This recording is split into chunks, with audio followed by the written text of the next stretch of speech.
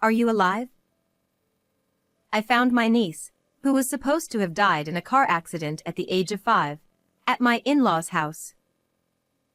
In her memorial photo, she had a cute, round face, but now she was so skinny that I couldn't believe it was her until I heard her voice. Help me. I want to see Mom. The hand reaching out to me for help was too weak to grasp anything. From that moment on, I began to uncover the dark secrets of my in-laws' family. When I was 25, I married Jackson, who was 3 years older than me and whom I met at work. I grew up in the same area where I worked, but Jackson was born and raised in a much more rural area. When we went to greet his parents for the marriage announcement, we drove for hours, arriving at a place surrounded by endless fields. There stood the largest mansion in the area, Jackson's family home, belonging to the most powerful family there. Well, it's a bit formal here, but Chloe, you don't need to be so nervous. Jackson smiled at me, but it was impossible not to be nervous. The house was enormous, grand, and imposing like a small castle, with a well-maintained large garden. At that moment, I was overwhelmed, realizing I was marrying into an incredible family. However, a kind-looking woman and a child greeted me at the entrance. Hello. The cheerful greeting came from Michelle, Jackson's niece, and next to her, quietly smiling, was his sister-in-law, Amelia. Nice to meet you. Amelia kindly reassured me. It's okay, as I stammered. I learned that she took care of the house and the garden all by herself. We planted those tulips together. In the flower bed she pointed to, many tulips were blooming, with only one being red. Mom loves flowers. Thanks to Michelle and Amelia, I began to relax. How long are you going to chat at the entrance? A man's angry voice came from inside the house. Dad's calling. We should go in. Jackson hurriedly took off his shoes and went inside, so I quickly followed. In the living room, waiting for us, were his father, James, and his brother, Grant. They looked me up and down and muttered, "So this is it." What? What does that mean? I was stunned and confused.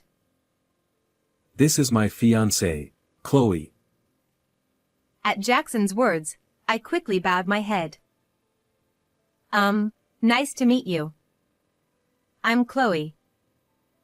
Hey, hurry up and bring the tea. But it seemed like they didn't hear my greeting.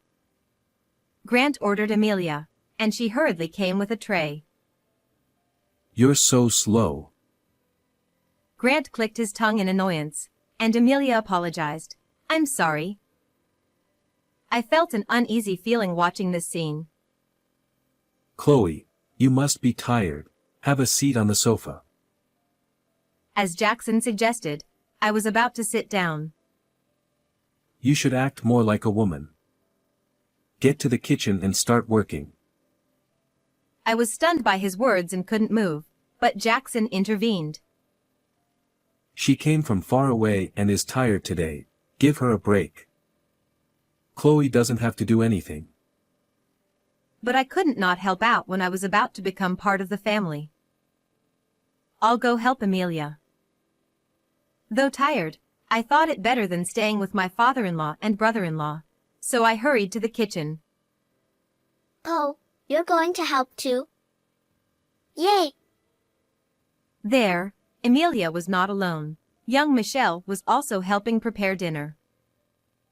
Michelle, do you always help your mom?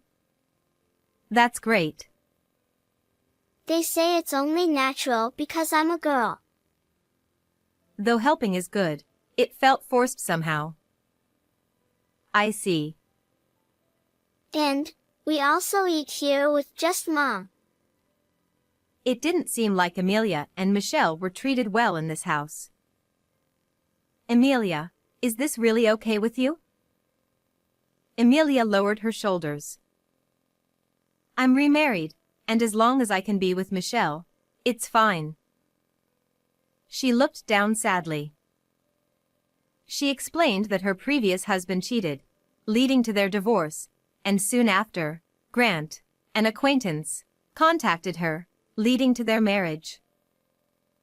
Living as a single mother in the countryside was tough, and she remarried, but her expression was not happy.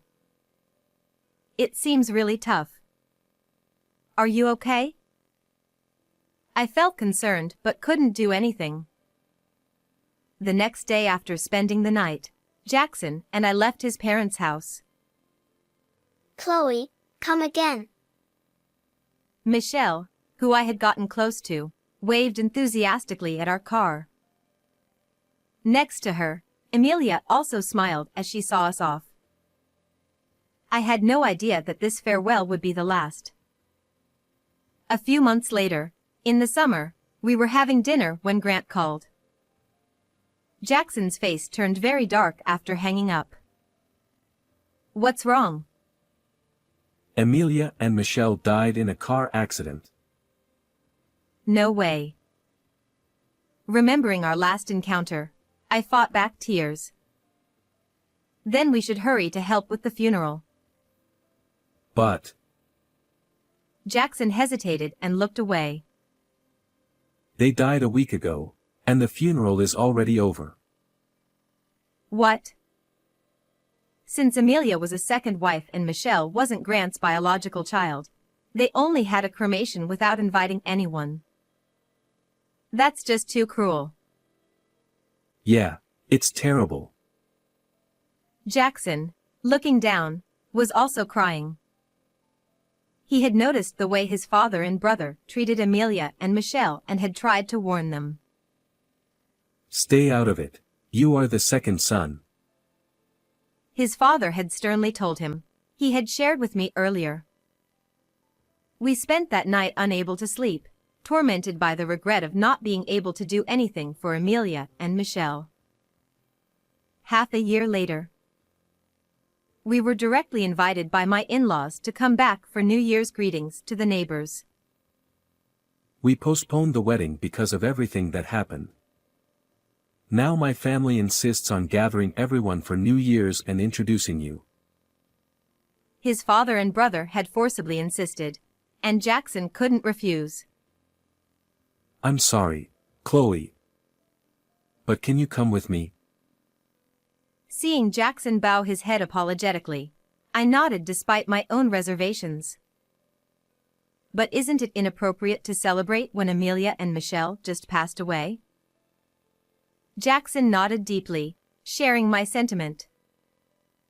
Although it felt somewhat improper, we couldn't say no if the family insisted. I convinced myself they were trying to fill the void and decided to accompany Jackson to his family's home. When we arrived, the house was bustling with many people like a festival. Relatives and locals had gathered. Grant noticed us and approached. Thanks for coming today. This year is special because you joined our family, and we wanted to introduce you on this joyous occasion. I appreciate the sentiment, but with what happened to Amelia, it feels a bit uncomfortable. I glanced at the garden where Amelia's favorite flower bed was. 6 months ago, it was filled with vibrant flowers, but now it was overrun with weeds. I thought Grant might still be mourning, but surprisingly, he showed no sign of sadness and smiled.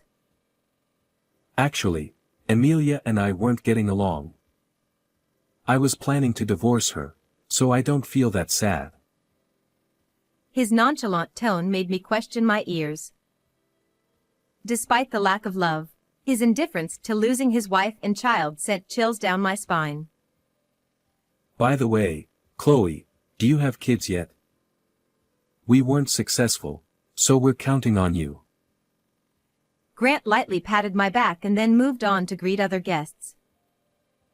Not successful? Those words stuck with me. I shook my head to forget them. As I was feeling a chill, My father-in-law approached with a stern look. Ah, James.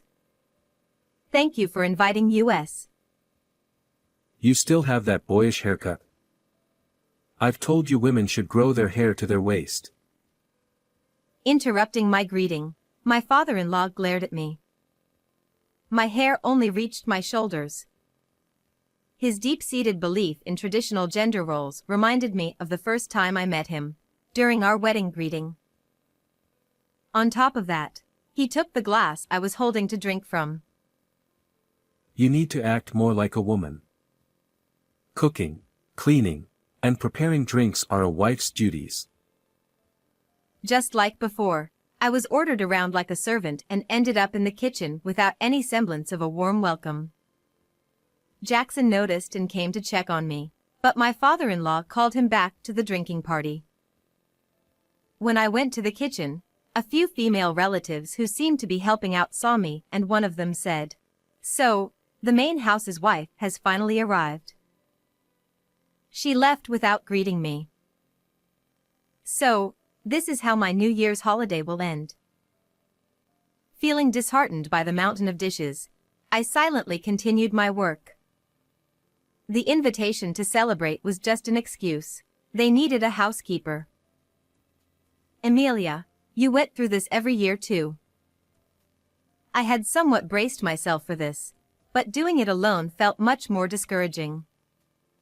I remembered Michelle's smile and Emilia's gentle face, which only made me feel lonelier. A few hours passed, and before I knew it, it was past midnight. The new year had arrived. My father-in-law and the relatives got up and headed towards the entrance. We're going to the church now. Everyone, get ready. I rushed out of the kitchen to prepare, only to be met with a fierce glare from my father-in-law. The wife stays behind to clean the house and prepare more drinks. We'll drink again when we return, so stay and work. Father, that's not fair to Chloe. I'll stay and help her. Jackson intervened, but my father-in-law clicked his tongue. What kind of woman would make a man do housework? This is proof Jackson isn't properly disciplined. Jackson shrunk back at his father's words. I'm fine. Please, go ahead. I gave up and answered, and Jackson looked at me apologetically. We'll be back in an hour. Just do what you're told and nothing more. I didn't understand what he meant by nothing more. What? I asked, and he pointed to a room I had never been in. Do not enter that room. You're still an outsider to me. With that, they left for the nearby church. In the now silent house, I let out a big sigh and began preparing for the second round of drinking. The long trip here and the constant chores left me exhausted, but I couldn't rest yet. Rubbing my sleepy eyes, I continued washing dishes. Suddenly, a plate slipped from my hand and shattered loudly in the quiet room. Oh no! If they found out, who knows what my father-in-law would say. I frantically searched for a vacuum cleaner but couldn't find it anywhere. I opened doors and storage rooms in a hurry, and found myself in front of the forbidden room. I'm just looking for the vacuum. It'll be worse if I don't clean up. I steeled myself and opened the door. Immediately, I found the vacuum cleaner and reached for it. Good, now I can clean up without them knowing. I breathed a sigh of relief and looked around. The room was empty. Why can't I enter this room? As I wondered, I heard a strange noise. What? What's that? Was it a ghost? I froze, listening closely. The sound was like something heavy being dragged. In the silent room, it was oddly loud. The sound seemed to come from the ceiling. Maybe an animal got into the attic? Better than a ghost, I thought, but now I was curious about the attic. There are no ghosts. Despite my fear, curiosity drove me forward. I found stairs leading to the attic and cautiously climbed up. What I saw exceeded my worst fears. A child. And chained. In the cobweb-filled darkness, a small girl was curled up. Her hands were bound, preventing escape. I couldn't tell if she was real or a ghost, and I panicked. I'm hungry. I recognized that voice. My heart raced, and I rushed over, lifting her long bangs to reveal her face. Michelle? You're alive? It was Michelle, who was supposed to have died in the accident with Amelia 6 months ago. She looked at me blankly, emaciated but unmistakably Michelle. Aunt Chloe? Help me. I want to see Mommy. The chain was hooked high, out of her reach. I unhooked it and carried her to the kitchen. I made some soup and slowly fed her. Color returned to her cheeks. Why were you in there? She couldn't have wandered in by accident. Where's Mommy? I want to see Mommy. She suddenly started crying. It was odd. No matter how much I cried, she never came. Is Mommy okay? It was as if she didn't know about the accident. Michelle, do you not know? No what? I couldn't tell her the truth. I changed the subject. Were you always in the dark? Yes. Uncle and Grandpa locked me up. I was scared. Her uncle was Grant, her stepfather. He never earned her trust enough to be called Daddy. Why would they do such a thing? I didn't understand Grant and my father-in-law's motives, but it wasn't safe to stay. I wrapped Michelle in a blanket and hid her in the back seat of my car. Aunt Chloe, are Mommy's flowers blooming? On the way, Michelle, sleepy after eating, murmured. In Mommy's garden, there was one red tulip. She said something important is there. What? I was about to start the car but stopped at her words. Mommy said to give it to you and Uncle Jackson if anything scary happened. The garden was dark, and the flowers were dead. I had no idea where the tulip had been. Was the tulip over there? As I pondered, my father-in-law and the others returned from the church. Why are you outside? Is the food ready? We ran out of drinks, so I was about to go buy some. I quickly made an excuse and grabbed Jackson's hand, pulling him into the car. Please help me find a store. Okay. You drive. Jackson seemed to sense something and quietly got in. My brother-in-law tried to stop us, but I managed to drive off. What on earth is going on? Jackson seemed to think that I had stormed out because I couldn't handle the household chores anymore. So, I told him everything about Michelle. I can't believe this has been happening. As expected, he didn't know anything about it. Surprised, his drunkenness quickly faded as he turned around and pulled back the blanket in the back seat. Michelle was sleeping soundly, seemingly reassured. So, Michelle doesn't know her mother passed away, which means the story about them being in a car accident together was a lie. That's probably what it means. Even piecing together the limited information we had, we couldn't understand why things had turned out this way. So, I made a decision. I'm going to take Michelle to a safe place, And then I'm going back to your family's house to find what Amelia was hiding. It's too dangerous for you to go back. I'll go instead. No, Jackson. You probably wouldn't know the exact location. It might indeed be dangerous, but I had to find out what Amelia wanted to convey to us. Jackson, please hide Michelle and then contact the police. My husband seemed to be considering something.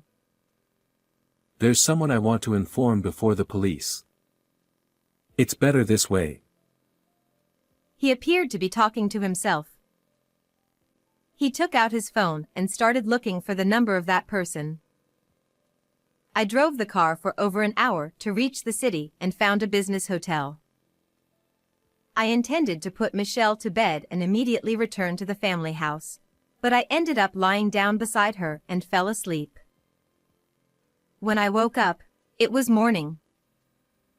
Good morning. Did you sleep well? So, are you still going to my parents' house? Jackson's gentle expression almost made me reconsider, but I nodded firmly. I have to clear Amelia's regrets. But wouldn't it be better if I went with you? If you come, then Michelle will be in danger. I understood his feelings, but I couldn't yield on this matter. I gently stroked Michelle's head, still asleep, took the car keys, and stood up. Near the family house, I hid the car in the shadow of the woods to avoid detection and walked the rest of the way. It was still early in the morning, so I managed to reach the house without encountering anyone.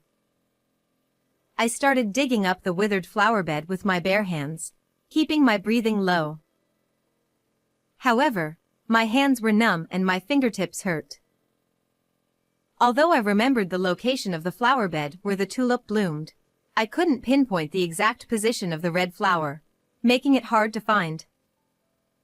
Blood eventually began to seep from my hands, but I endured, gritting my teeth. What could be in this flower bed?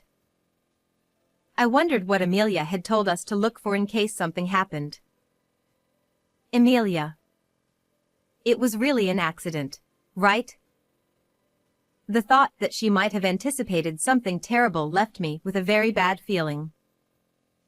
It was an accident. There's no doubt about it. I jumped at the sudden voice of my brother-in-law. When I turned around, Grant was looking at me with a smile colder than the winter sky. I was surprised yesterday. Where did you go to buy drinks? I'm sorry. I ran out of gas on the way back and couldn't return. Grant laughed through his nose at my attempt to come up with an excuse. Really, wasn't it because you had a lot of luggage? Like, say, one child.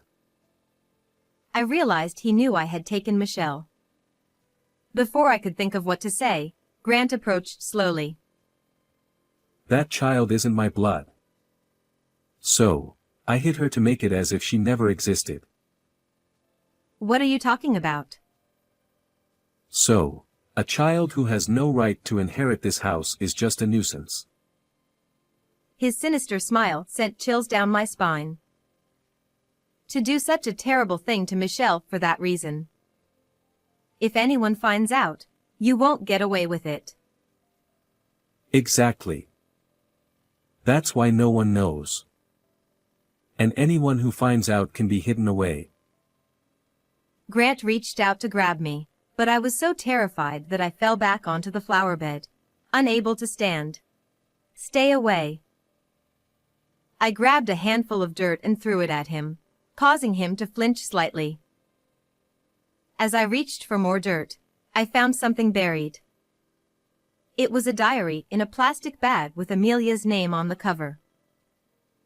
This is it. Grant also noticed and longed to snatch it, but I hugged it to my chest, trying my best to keep it from him. However, I couldn't match his strength, and he hit me repeatedly until I nearly lost consciousness. At that moment, a sharp voice shouted, "Stop!" I turned to see a sturdy man glaring at Grant, with Jackson beside him, catching his breath. "Why are you here?" The man grabbed Grant by the collar and demanded, "Give me back my daughter, Michelle." It was Michelle's biological father. Jackson had told me last night that he was a distant friend, and after Amelia's death, he had learned about Michelle and had been in contact with Jackson.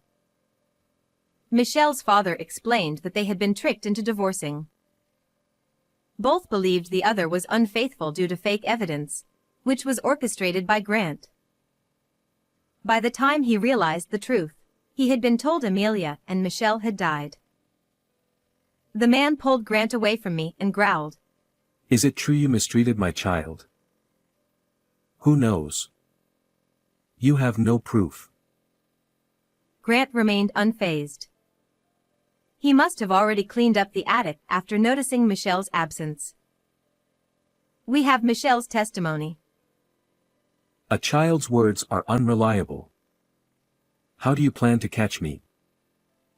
Grant smirked arrogantly, but Michelle's father silently pulled out something from his chest pocket. What? You're a cop.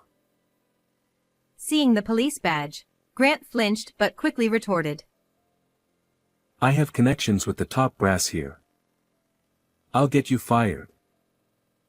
However, Michelle's father remained calm. I'm higher up than that. I usually keep it hidden for investigation purposes. Grant turned pale at his words. Eventually, Grant was handcuffed and glared at me. This is all your fault. You meddled too much. You should reflect on your actions. And you deliberately caused Amelia's accident, didn't you? I had read Amelia's diary while Grant was being apprehended. It said that Grant had told her, I want your insurance money, so go to the other world, prompting her to write it down in a panic and hide the diary. It seemed Amelia had tried to save Michelle while she was trapped, but it hadn't worked out. I'm sure there are more clues in this diary. No. Please, I don't want to be caught. Help me. Grant suddenly started begging on his knees. Hearing the commotion, my father-in-law came out, yelling, What's all this noise? Despite his usual overbearing attitude, my brother-in-law pointed at him.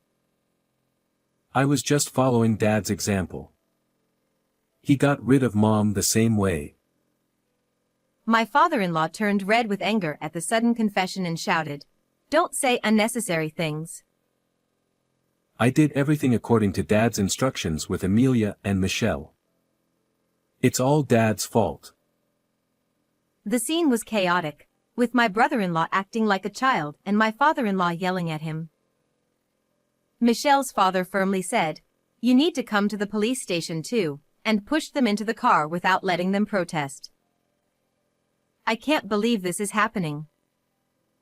As the car drove away with the two inside, I sat there in a daze, unable to process the sudden turn of events. Jackson patted my head and said, You did well.